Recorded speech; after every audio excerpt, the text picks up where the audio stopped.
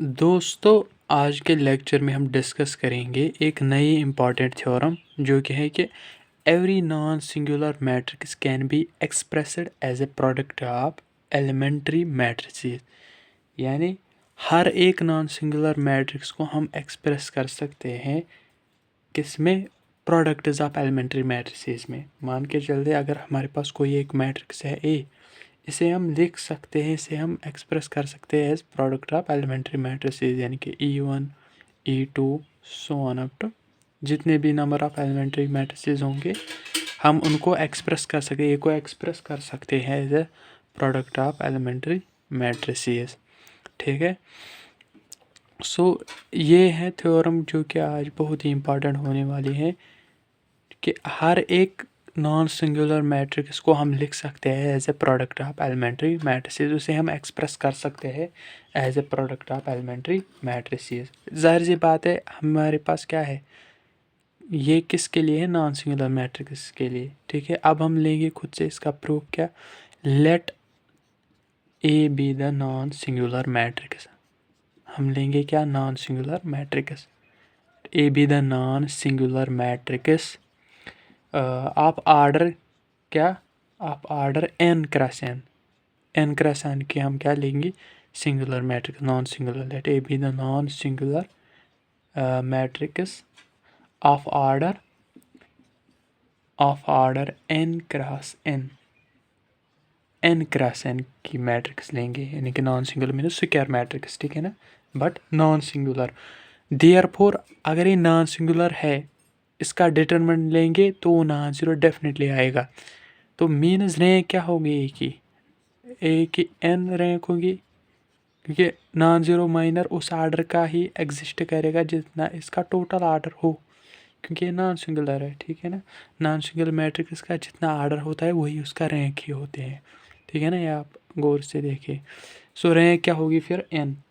तो हमने पिछले थ्योरम में किया था कि अगर हमारे पास एक नॉन ज़ीरो या नॉन सिंगुलर मैट्रिक्स है, हमारे पास दो मैट्रिसेस एग्जिस्ट करते हैं साइडेड, उनका प्रोडक्ट हम कैनोनिकल फॉर्म के इक्वल होता है, उनका प्रोडक्ट क्या होता है? An canonical form. ये हमने पिछले थ्योरम में किया था, पिछले लेक्चर में हमने ये डिस्कस किया था।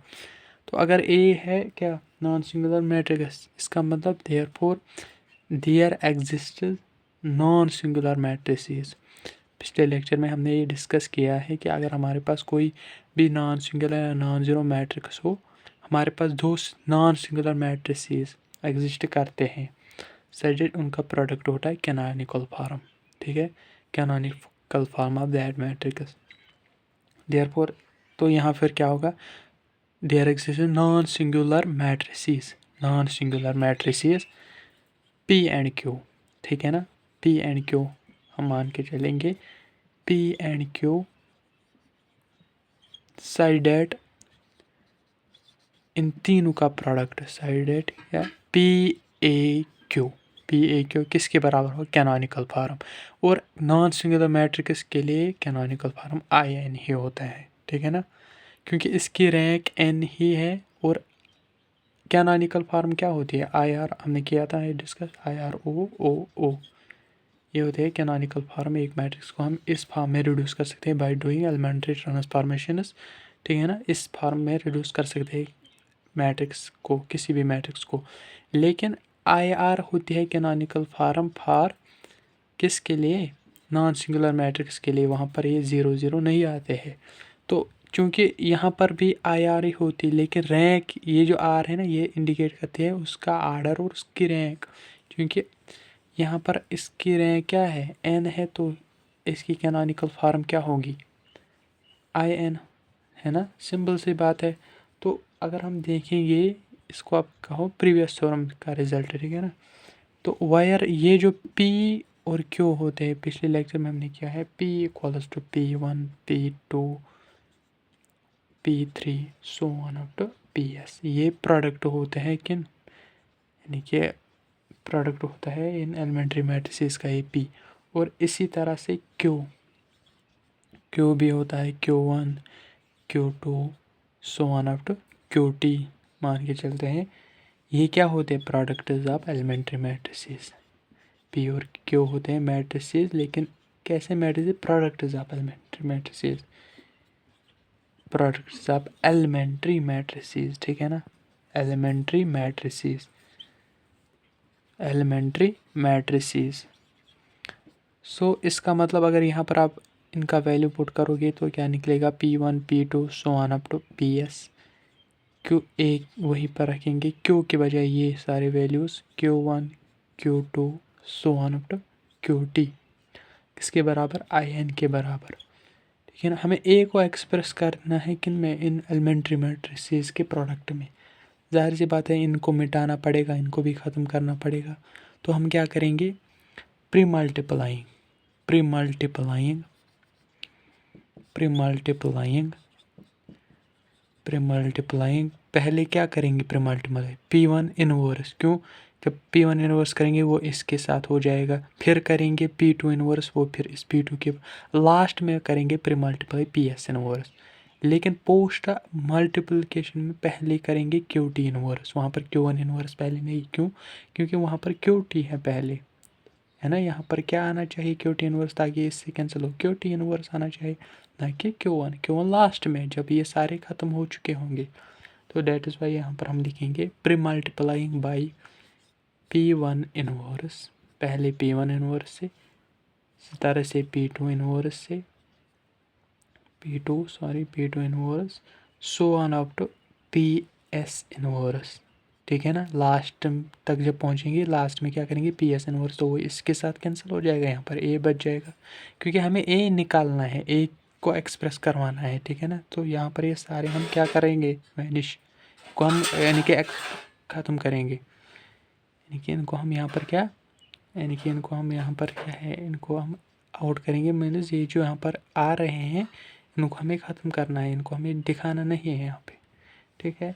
अगर आप देखोगे एंड पोस्ट मल्टीप्लाई क्या करेंगे हम? And post multiply, post multiplying, post multiplying QT inverse, QT inverse comma so on up to, इसी तरह से Q2 इनवर्स, Q1 इनवर्स, ठीक है ना। जब लास्ट में पहले करेंगे QT इनवर्स, क्योंकि वो इससे हो जाएगा, सॉरी कि वो इससे हो जाएगा, फिर लास्ट तक जब पहुंचेंगे Q2 इनवर्स वो इससे हो जाएगा, फिर लास्ट में Q1 इनवर्स, तभी A बच जाएगा यहाँ पर।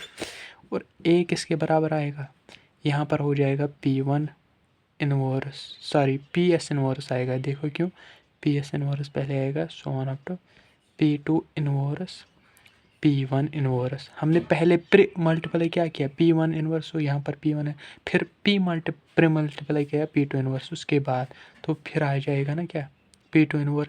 लास्ट में PS इनवर्स में प्री मल्टीप्लाई कर रहे हैं, मीन्स वो पहले आ जाएगा। इसी तरह से IN के साथ रहेगा, और इसी तरह से इनका भी, किनका? यानी कि QT inverse so on up to Q2 inverse, Q1 inverse. यहाँ पर भी क्या आ जाएगा? पहले आ जाएगा QT इनवर्स, ठीक है ना, सॉरी Q1 इनवर्स, है ना। क्या आ जाएगा पहले? QT इनवर्स, सॉरी, क्योंकि पहले हम क्या कर रहे हैं? QT इनवर्स कर रहे हैं ना। सो पहले आ जाएगा यहाँ पर QT inverse, so on up to, फिर क्या आ जाएगा? Q2 inverse. लास्ट में पोस्ट मल्टीप्लाई कर रहे हैं Q1 इनवर्स, वो राइट हैंड साइड में आता है ना, पोस्ट मल्टीप्लिकेशन। सो यहाँ क्या बच जाएगा? Q1 inverse. अगर आप देखोगे ना, एक को हम लिख सकते हैं, देखो किसी भी मैट्रिसेस या कोई भी नंबर ऑफ मैट्रिसेस हो या कोई भी मैट्रिक्स हो, उससे आइडेंटिटी मैट्रिक्स से मल्टीप्लिकेशन लिया जाता है, वो वापस वही मैट्रिक्स बन जाती है। तो IN से यहाँ पर कोई भी फ़र्क नहीं पड़ेगा, ये सारे मैट्रिसेस का प्रोडक्ट यहाँ पर आ जाएगा, यानी कि PS inverse so on up to P2 inverse, P1 inverse, है ना।